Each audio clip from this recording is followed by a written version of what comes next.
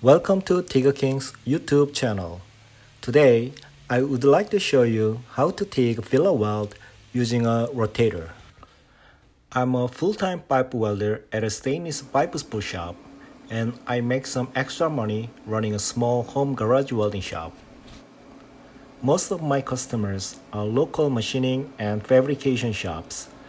As you see, my shop is very small and poorly equipped, but my customers give me a steady job because they like my welding skill. I recommend a home garage welding shop because it doesn't need a lot of setup cost. All you need is a welding machine, gas, welding table, and basic tools. You can expand your shop if you build more and more customers. If possible, I will try to show you how to make a customer's real product. I think you can learn real experience and skills from looking at how to build a product step by step. These are the parts I got an order from a local machining shop. It is a pretty simple job, but you can learn a lot. There is a layout line on the base metal, and also there is a center line on the pipe isolator. You match these two lines and do the fillet weld. That's for today's job. You may wonder what the blue color paint is. It is called layout dye. As you see, it gets your layout line visible and helps you fit up with ease. I will explain how to use the layout dye. You apply the dye on the pipe.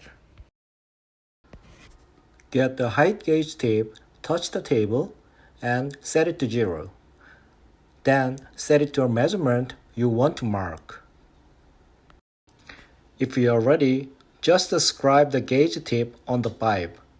Then you can lay out exact measurement. Let's get back to today's job.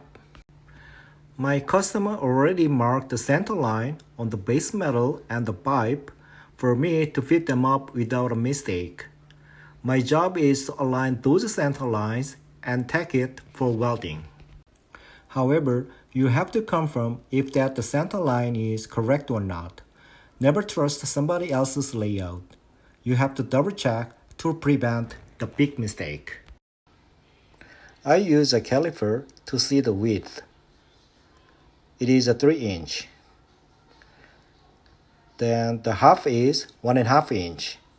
I set the caliper to 1.5 inch. I check it from the both ends and it is 1.5 inch bang on. Now I can go to the next step for fit and tack. First, match the layout lines by eyeball and give a tack on the other side of the layout line. You may wonder why I avoid giving a tack layout line side first. Sometimes parts can move by a tack. If that happens, you are not sure if the parts are in the right position or not because you cannot see the line anymore. A tack always pulls the material, so I have to press the pipe down to touch the base metal because it was pulled up a little bit by the first tack. I use a clamp to make sure the pipe touches the base plate. I double-checked each line is from the base plate and the pipe is aligned, and give a second tack.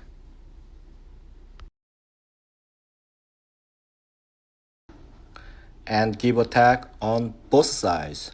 In general, you need to tack 4 equally divided sides along the pipe. Repeat these tack procedures for the next 4 parts. Now, the 5 parts are ready to weld. I guess most people will expect me to show welding.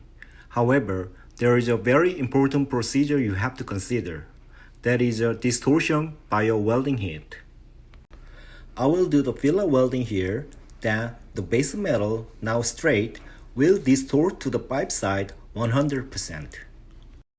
So we have to take action to minimize the distortion before welding. Thinking ahead to expect what is gonna happen, and taking action in advance is the difference between good welders and bad ones. I will show you two ways. First, using the bolts and nuts.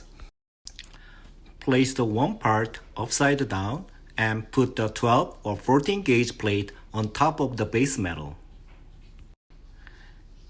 And place the other part on top of it and tighten them together using bolts and nuts.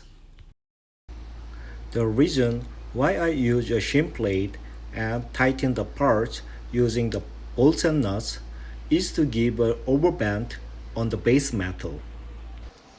There is a small gap between the base metals because of the shim plate, and if you tighten the bolts, the base metal will be overbent. After welding both sides and cooling it down, you can confirm the base metal is straight. However, the base metals should have bolt holes to tighten the parts, but sometimes there are no bolt holes on the plate. In this case, we have to just tack them up to minimize the distortion. I will give a stitch weld on the center of the two plates to hold them tightly. Vice grip the two parts and give a stitch weld to every corner and center. Cold stitch weld is better than hot weld to break it up easily later. Now it is ready to weld. Today I'm gonna weld it using a rotator. When you weld a pipe, the rotator is very helpful. However, I suggest you learn how to weld in position first. If you rely on the rotator, it might be hard to learn in position weld. Most rotators have same operation procedures. Chuck to hold the product, adjust rotation speed, and change the rotation direction, etc. Okay, I chuck the part into the rotator and take a look at the movement of touch curve and tungsten. If you missed my previous episode 3, How to TIG Fillet Weld, please watch that. That episode shows the way to do TIG fillet weld step by step. The link is in the description. Here we go, the first pass. I always have the same welding procedure. Start an arc, approach the fillet rod, wait until you get a proper weld pull size, then start to move forward. Your torch cup stays on the top and just wiggle it to spread the weld pull on the base metal and the pipe side. If you feel it is hard to harmonize your weld and rotator speed, stop the weld and adjust the rotator speed, and find the right one when you do the first part. In the fillet weld, the first pass is the foundation for the second pass. Don't worry about an ugly weld bead and a couple of pinholes. Just run as fast as you can. That's the only way to minimize the distortion. The first pass is done.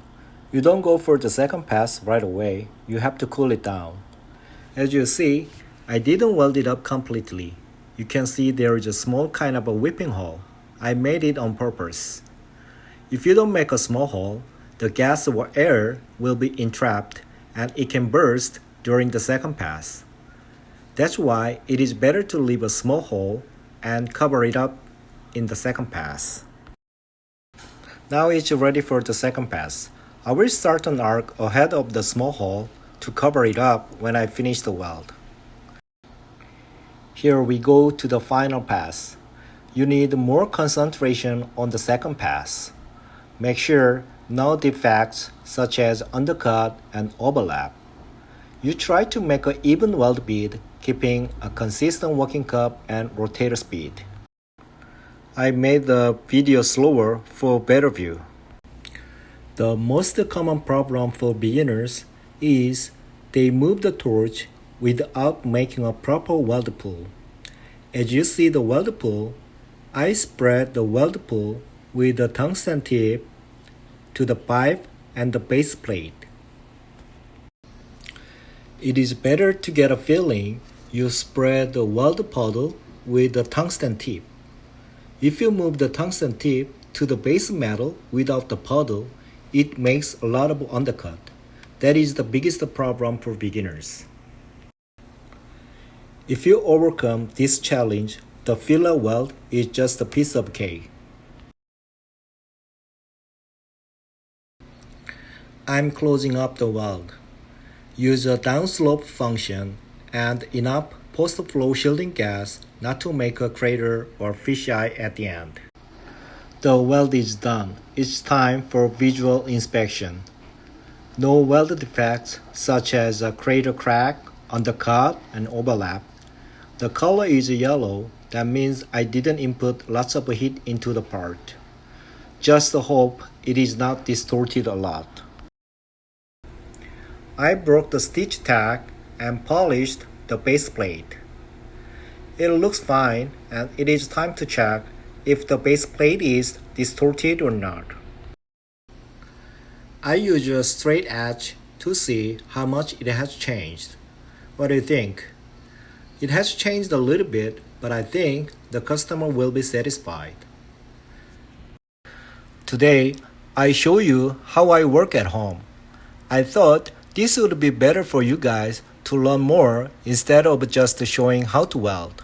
However, your feedback will be a big help for me to make upcoming episodes. In addition, please refer to links in the description about the previous episodes. I hope you enjoyed this episode and please subscribe and like. Thank you.